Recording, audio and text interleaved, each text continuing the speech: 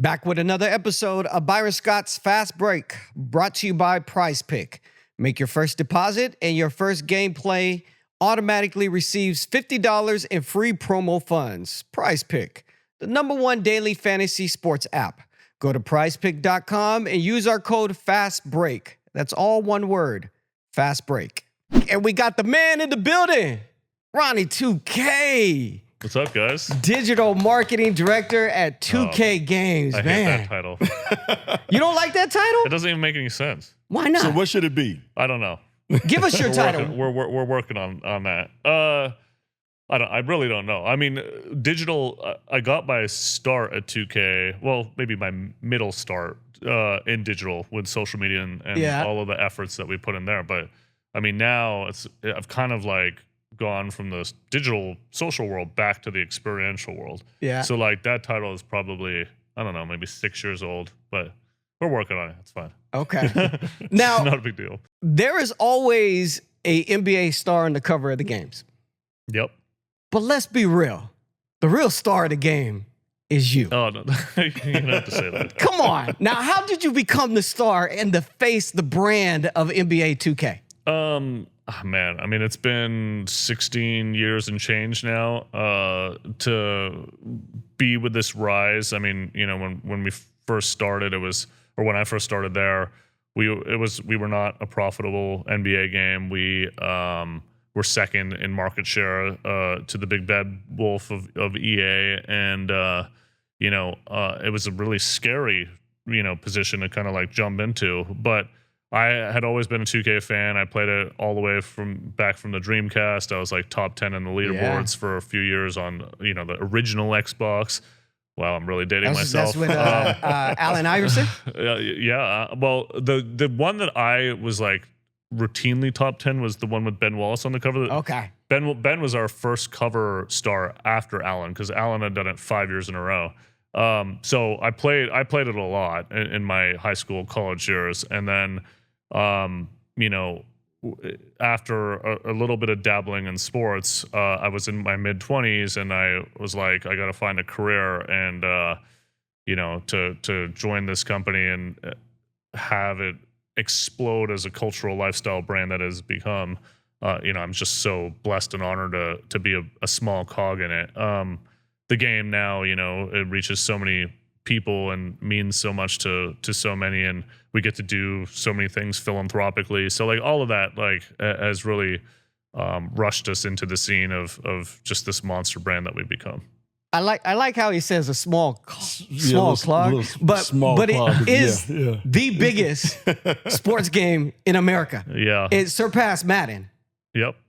So that's not small. No, I'm just saying that's not small. No, I mean I don't want to emphasize the efforts that our team has made. Like, it is an incredible game. It changes more every year than any other title.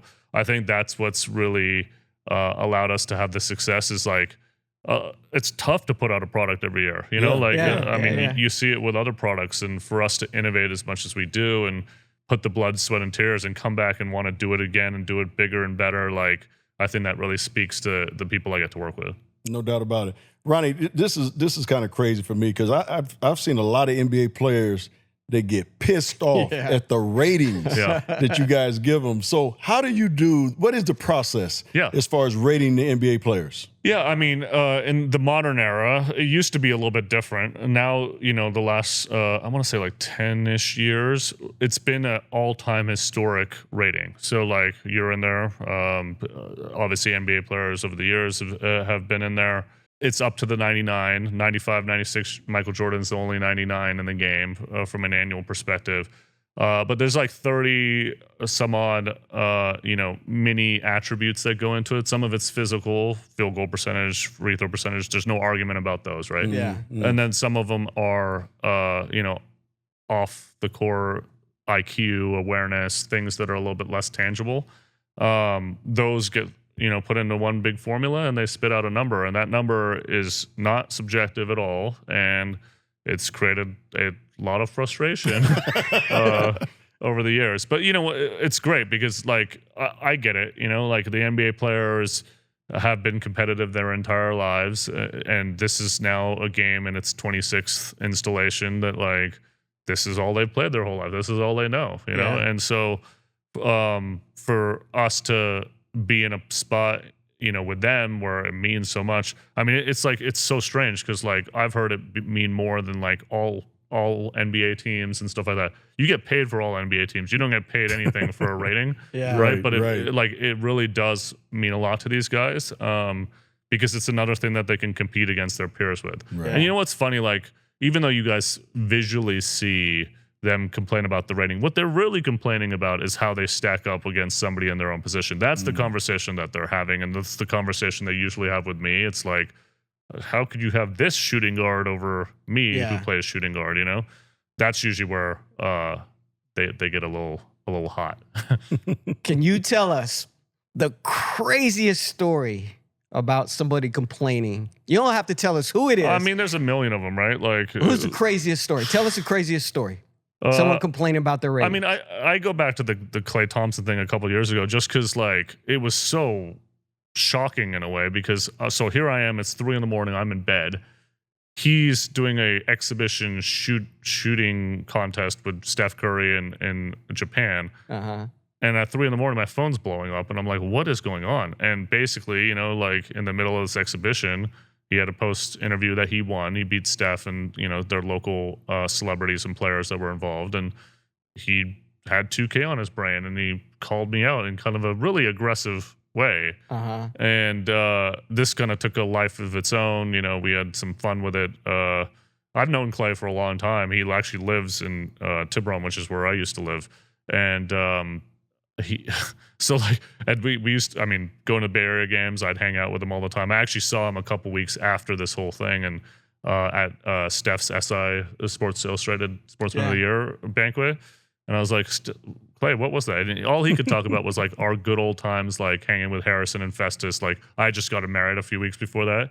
And he's like, oh, I saw you, the wedding pictures, like amazing. I'm like, so where'd your mind go to with this rating thing in the middle of the night? And it's crazy that, you know, we live rent free in these guys' heads on something that's so not trivial. It's not trivial, but it's like these guys are getting paid millions of dollars, $50 million a year to play basketball. But this is what they're concerned about, which is awesome.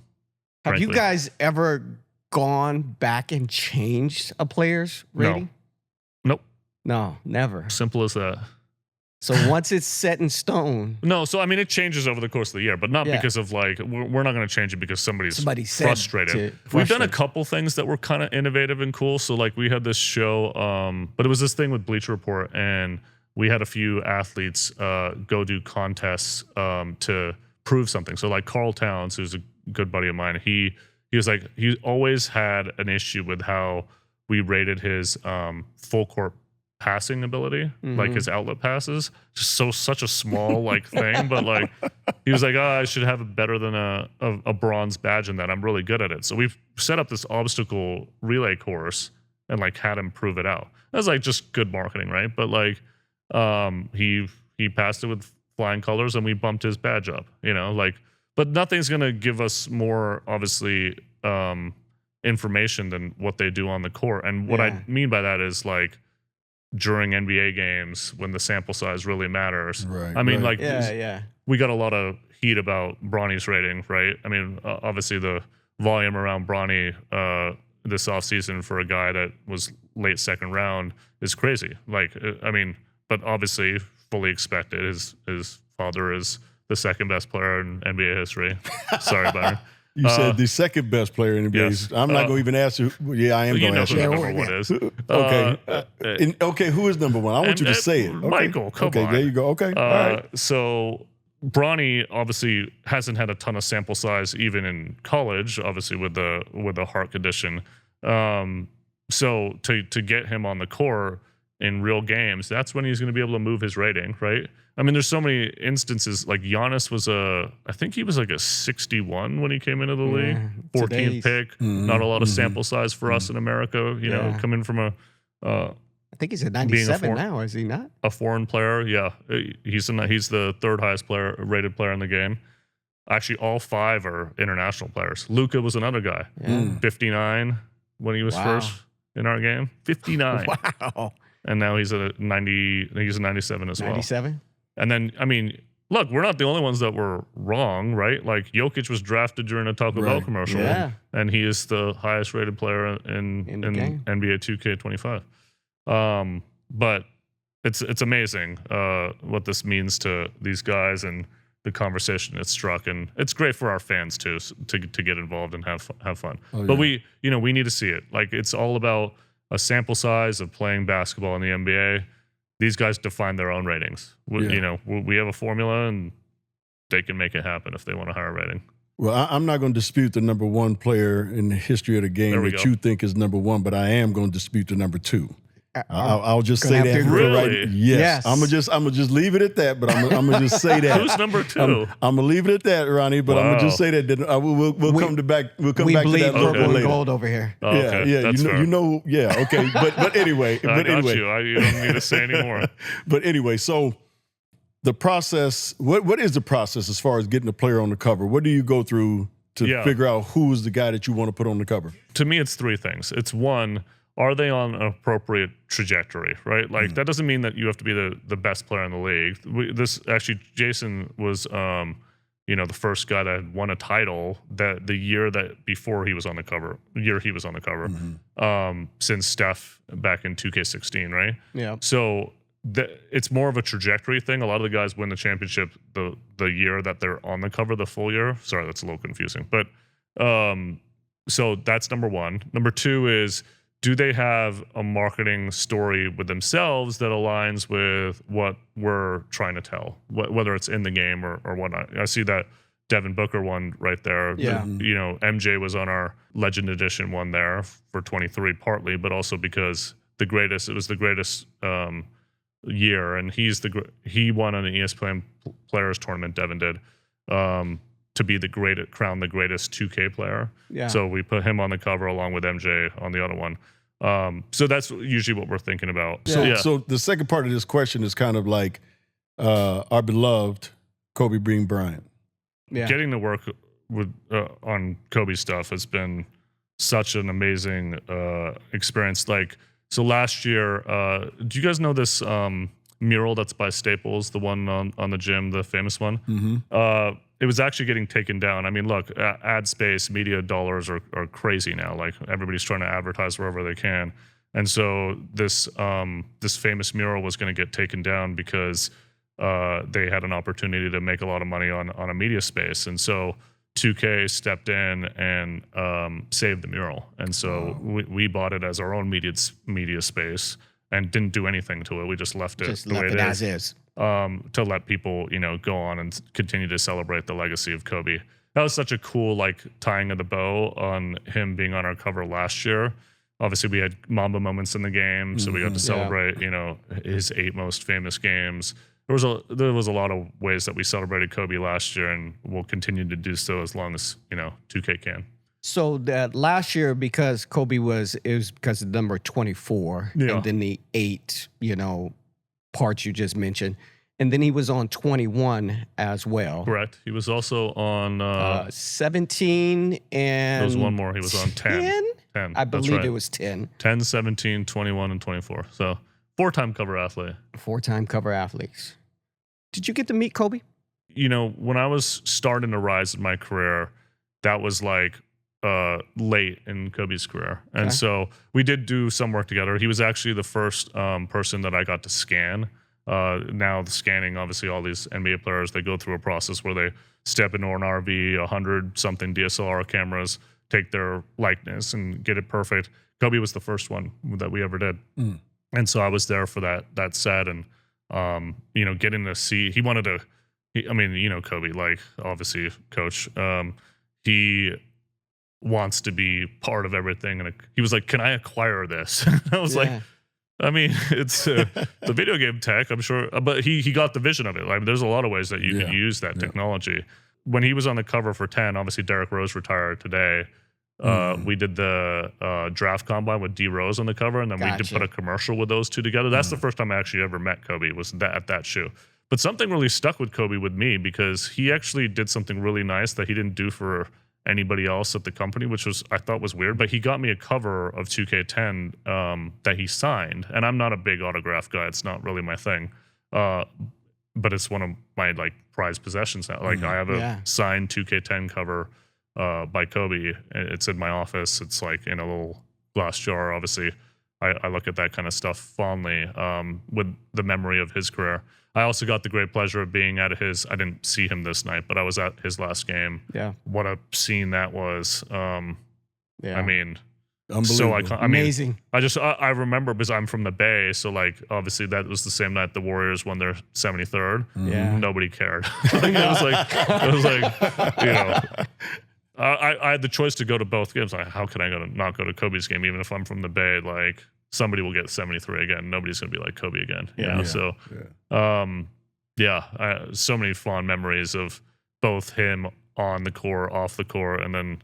There's just his mindset with how he wanted to work with us. It was really cool. You named your number 1, number 2. Can you give us your top 5 players? Okay. Let me think about this for a second. This is so challenging on the spot because it's like you don't want to forget someone. Wow. I mean, my top 10 is probably a little bit more controversial just because like. We won't go 10. I just want you to give me your top 5 players probably ever. Like 7 to me. I know that's going to be blasphemous to you guys.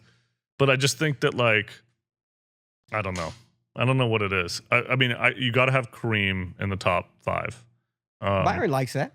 Yeah, because I think he's number 2, if not number 1. So that's just my thought. Okay. Yeah, his game is so forgotten, and it's like he meant so much to the league.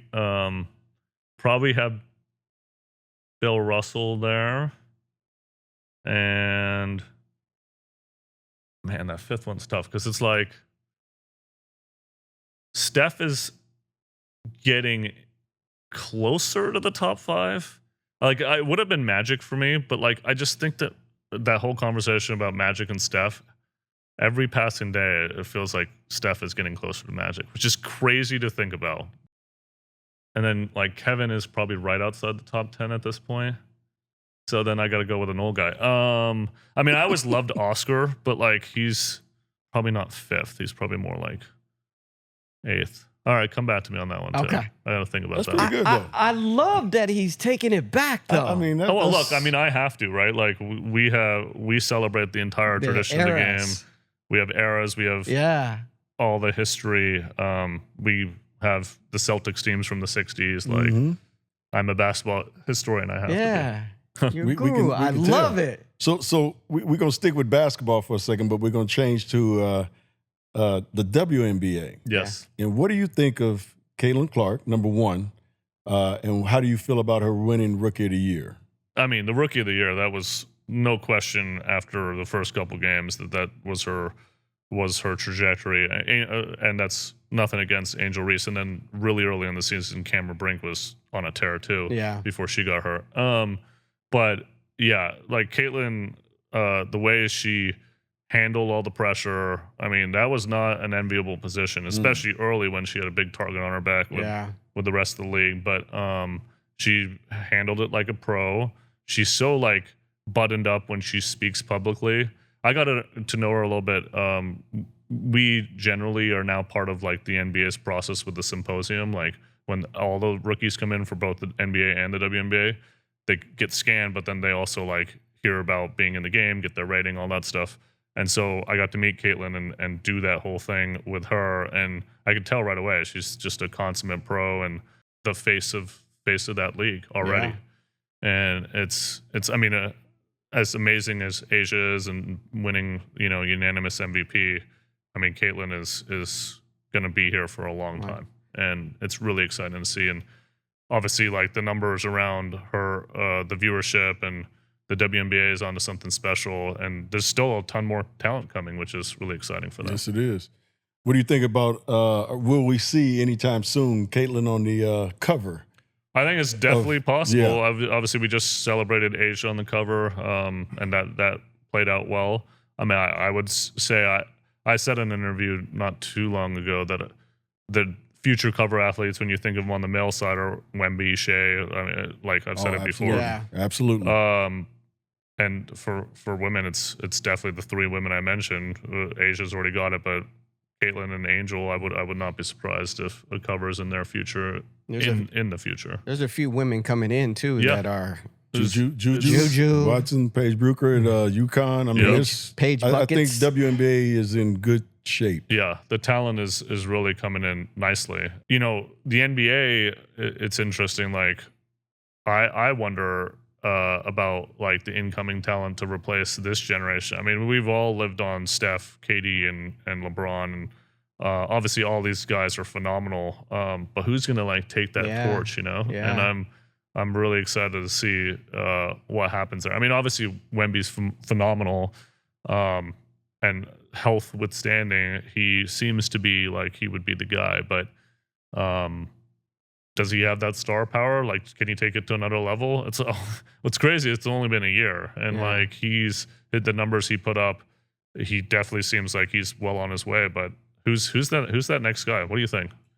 Well, we've sit here and we've talked about Wemby, and I've looked at him and I said 2 to 3 years, I think he'll be the best player in the NBA. Yeah, and like you said, barring any craziness or any injuries and things of that nature, if you look at his trajectory and where he's headed, I don't think it's going to be really close. Yeah, I mean, he is going to be phenomenal. Yeah, I really believe that. I mean, look at that Olympic game. I know the rules are a little bit different, and he was definitely the most savvy on the court in that way, but he looked like the best player on that court. Say, which is the base. I mean, it's hard to say. Is he 20 yet? Like, I think he is. Huh? I think he just turned 20. I think he just turned 20. So I mean, God, a decade and a half of that is going to be another 2 years. He's going to be. Sky's the limit. And I think one of the biggest pluses for him is that he got Greg Popovich as his coach for sure in San Antonio. Who's one of the best coaches in the league, best coaches in the history of basketball. Period. Yeah. So for him to have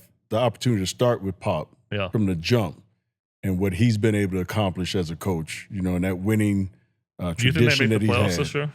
I do. I think there's a chance. I do. If they don't make the playoffs, I think they make the play-in game. Yeah. The other thing that helps his trajectory, just his knowledge of the game, is CP. I mean, absolutely, that's a coach on the court, and that's why I think they got a really good chance of being in the playoffs. Yeah, they're obviously a player or two away, but they're going to be fun in a few years. Kind of a two-part question. So, who's your favorite NBA team? When I was younger, I lived at the Bay, like I told you guys. The Warriors, they were like trying to not make you a fan. Like, you know, there's been teams like that in history, right? Like that they'll have like a young star core and then keep shipping them off. Right. You know, right. So it's hard to build like a team affinity for that, which kind of worked out in my favor because I think me having any team affiliations would be a little weird in my position, right? Like, I don't want any bias about the ratings, you know, like any of that stuff. So, you know, I definitely have affiliations for NFL and MLB teams, but with the NBA, I've tried to stay pretty unaffiliated. But I've always had like a star that I followed. So it was MJ when I was a kid. Then it was Shaquille for the longest time. My current guy is Kevin Durant. So wherever Kevin Durant goes, that's the team. Even though he left your team up in the. Well, he's left a few teams. So, he's left pretty much every team that he's been with. He's still the most fun basketball player to watch. KD. We talked about my wanting to play basketball as a kid. Like, that's the guy I would have loved to model my game after. Not nearly as talented, but he's my guy. Now, Byron might not know this, but I've seen this. You in a Warriors jersey inside the game. Okay. Dunking, turnarounds, sounds right. Fadeaways. I've seen it all. That sounds right. Sounds right. That's what's great about a video game, right? The acting skills. I've seen it all. This is Ronnie 2K. Oh, my career scene. Yeah, I'm trying to win career. I've seen it. I'm trying to win an Emmy or Oscar before the end of my career. No. Talk about that career. All of that's really fun. So like every year, you know, we try to put personalities in the game that like give you benchmarks of whatever. So like, for example, we have Jake from State Farm who, you know, like we have all of those characters, right? So obviously like I'm going to play a character that either gives you the cover or and this year I give you a feature called Rebirth, which allows you to like create a new My Player with a high rating. And so I always have fun with those. Like, you know what's funny is it kind of simulates my life. So like this one was a little random, but like a couple years ago, I invite you to my wedding because I was getting married in real life and like that whole thing. At some point I'm gonna go on a kid's journey, and they've already talked about like how they're gonna like introduce that. They've had my dog in the game. Like like there's like little Easter eggs for like if you're a personality and people attach to that, why not leverage that in the game as well, the digital space. So like we've had fun with it. It allows me to go up to motion capture and goof around for a day and that's cool. Give fans something that they that they love. Yeah. One of the fan favorites is NBA 2K16 because it was directed by Spike Lee. Mm-hmm. Which one of your favorites? Oh man, that's tough. From a gameplay, okay, I have 3 answers. I'm not going to be verbose, but I have 3 answers. From a gameplay perspective, I think my favorite of all time was 15. Just randomly, like that's the one that I really enjoyed, like the gameplay and playing with. 11 will always be the one that stands out as the biggest marketing. Like we turned into a brand. Yeah. With 11. Part of it was MJ on the cover, but just everything that we did that year was like it hit, and it was our first launch event that like all these celebrities showed up to. We worked with the top players in the league, including D Rose and others, and Kobe. It was just super memorable.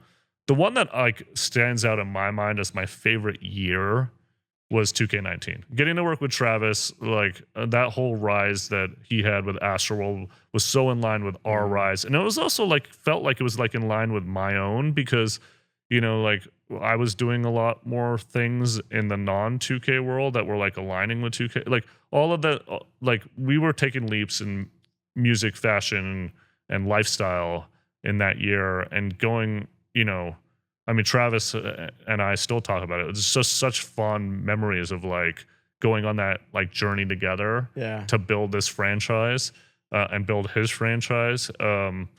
There's just things that you don't forget, and that's something I'll never forget. Wow, that's the one you had to rap in the when you were doing the My Career, right? Well, you are a historian. Yeah, that was. I like that one. That I wish we could remove from the internet. But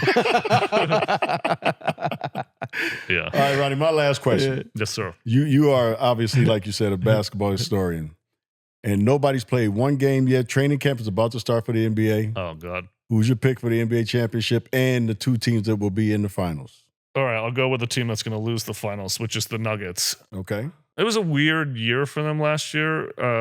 I maybe got beat up by the amount of games that they had to play, and Dallas had this tremendous rise with Kyrie like playing passionate basketball, and the West is just like who knows. Stacked. It's crazy, and it has been for like a decade and a half. Right, but right.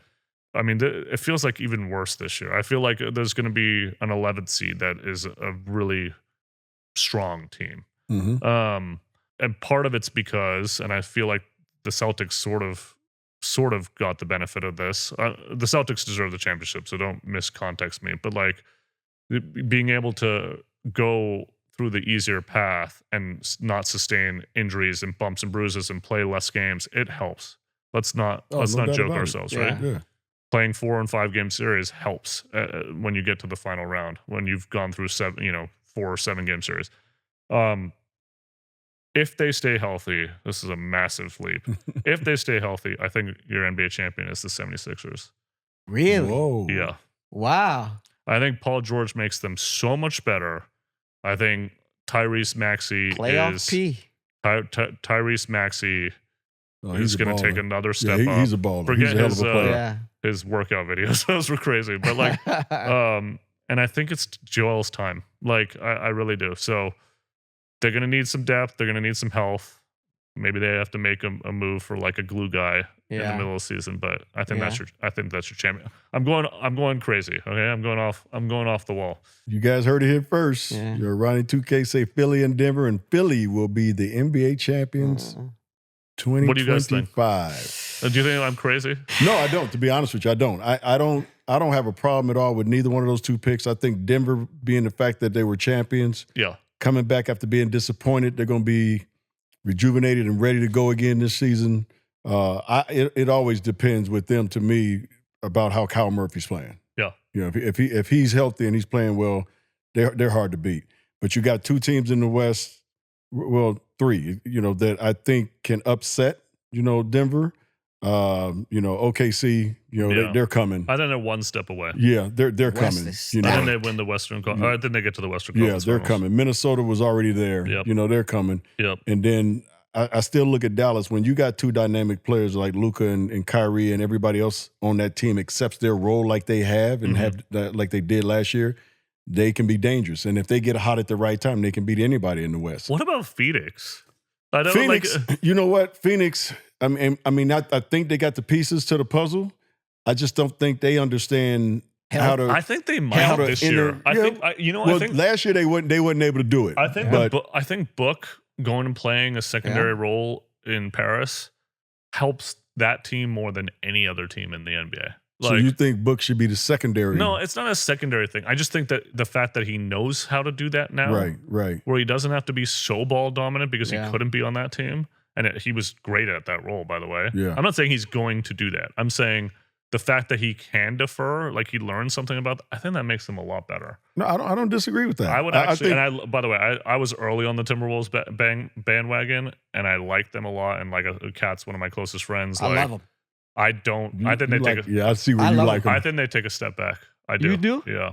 I don't. I think there's something brewing there. Even I think Anthony Edwards takes a small step back. Anthony might be the part that's brewing. Yeah. there's a lot. I feel like there's a lot going on there. Yeah, pretty much. So I would actually take Phoenix over Minnesota. Yeah, I know a lot of people had Phoenix last year going to the finals, and it's not. Yeah, it's not far fetched. That did work. Yeah, it's not far fetched. But like you said, there's so many teams in the West. It's going to be hard for any team in the West to get out of there, unscathed. Yeah. Because they're going to have to play so many games. In the East, it's going to be a little bit different. But I kind of like Boston going back to the finals. But I do like Denver. I mean, they're going to have a big chip on their shoulder, both of those guys. Yeah, but I do like Denver. Do you have anybody in the WNBA finals? I think the Aces are going to win again. Yeah. Like, it's that simple. I mean, Asia's just so good. And her surrounding class, they've been there a million times. Asia had her best season. Kelsey Plum had her best season. Like, I don't see any competition there. Liberty? Obviously, the Liberty are great. And Sabrina's amazing. Yeah. But I just, they're so dominant, the Aces. So I think we're going to have another Las Vegas championship. I think that would be a great series, though. It will. Liberty and Aces. I mean, Sabrina's taking a whole nother great 3 series. steps in her evolution. So, and Brianna's a great player too. So yeah. So Ronnie, we'll get you out of here on this. So a lot of people don't realize you are 6'6". You got to tell us, did you ball in high school? You played college ball? I mean, obviously not good enough to be in this game. I mean, you went to college for a law degree, but you got this cool job, man. Like, I played in high school, college. I knew early I was not going to be an NBA player. Go watch my celeb game highlights. You can, you'll see. But I can play, and I obviously understood the game, and I also understood the business of the game. I mean, I think that's what law school, at least in the early days, got me trained for. But it was clear to me that law was not going to be the passion that was going to allow me to be creative, and I just saw law school as a way to like become a sports agent and be Jerry Maguire, and that's not really real, unfortunately. So, but it was challenging because like my parents. Really struggled when I was a kid. I'm first generation Indian kid, moved to this country, sacrificed everything so me and my brothers could have a better upbringing. And I was the oldest, right? So like the whole pressure about being a doctor, engineer, some traditional Indian career, I failed them on that, and then I went to law school, and then told them that I was going to drop out to go chase this a career. And actually, my first sports job was a women's basketball team, which is so funny now, like full circle, getting to work with the women. Becky Hammond was on my team, and now she's obviously probably going to be the first NBA head coach that's a woman. I agree. Yes. And so being able to, that was really hard, like telling them I'm going to give this up. And, now obviously they still don't understand what I do, but they're not alone in that. So it's fine. That's just been kind of that evolution of like dropping out of a guaranteed paycheck when you're poor to like go work for a very risky business industry. I mean, video games has blown up in the last 10 years, but before that it was $1 billion what you'd go industry. sit, you go sit in your basement and play video games. I was one of them, right? Nobody thought it was going to be the multi-billion-dollar industry it is now. But it's it's been great, and watching that evolution of us, being among the ones to lead the way in that revolution has been really fun to be a part of. That's great. NBA 2K25, glowing reviews everywhere I see on the internet. I haven't had a chance to play it yet. I'm sorry. You should. It's really a great one. Like the pro play evolution has just turned our thing. Like it's just so realistic when you see these guys play. And then the ancillary modes like micro. It's not ancillary. It's actually the most played mode and has been for several years. Everybody wants to play as themselves in an NBA game. So that mode is so much fun, and being able to run around the city and live the life of a basketball player. 25 has definitely been special, and the fans have really loved it, which is great to see. And we're just getting started in our cycle. It's only been out a couple weeks, but it should be a lot of fun. And it's, like I'm going on an international tour to go promote the game, and to watch it grow internationally has been amazing as well. But that can only happen if we have a great product, and 25 is really extraordinary. So if you haven't, pick it up if you haven't. What's next for Ronnie 2K? I got a lot of fun projects. Ethan's gonna kill me, but here we go. No, I mean, look, San Francisco, it means a lot to me. It was my hometown, is my hometown. All-Stars there in February. So I have some really big projects that I've been working like a year plus on to come to fruition. And we're going to be announcing a couple of them, the two biggest ones, like in the next month or two. But just really exciting stuff. I'm going to be very, very involved with the NBA for All-Star. And so I'm ultra focused, and have been for a while on that weekend. And trying to bring the best experience to the basketball community that we can. A lot of the projects that I like working on now are like beyond 2K or like with 2K, are ones where I get the great pleasure of inspiring the next generation to love basketball the way that I did and turn it into something. That's why we do things like 2K Foundations. We built 50 courts around the world, 6 continents. Is that right? 5 or 6? 6 continents. I'm like, how many continents are there now? There's another moon in a week. Yeah. Like, what is going on? Being able to build those courts and give kids an opportunity to fall in love with basketball just like I did, and look to make it a career.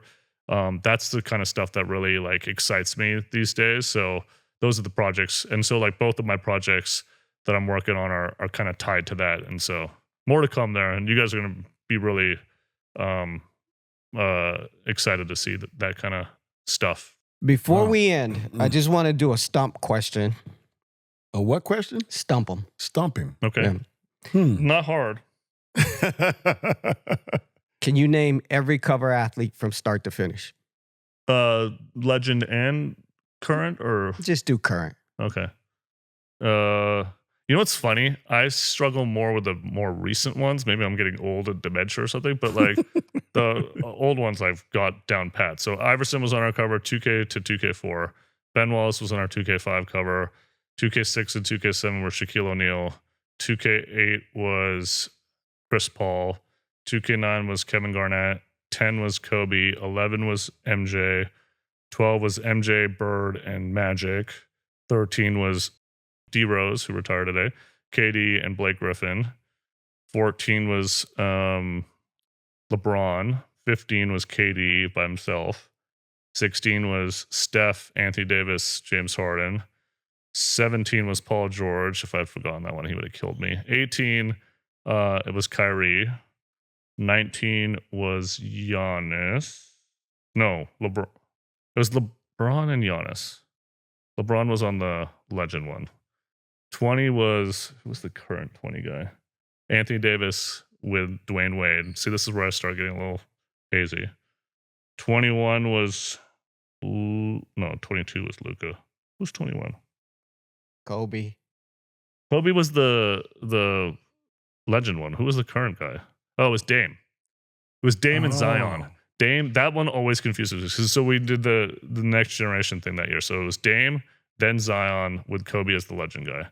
22 was Luka. 23 was Devin.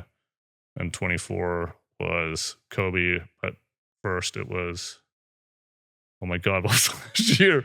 Oh, shoot. See, I'm telling you, my brain is slipping. Or was it just Kobe? It was just Kobe.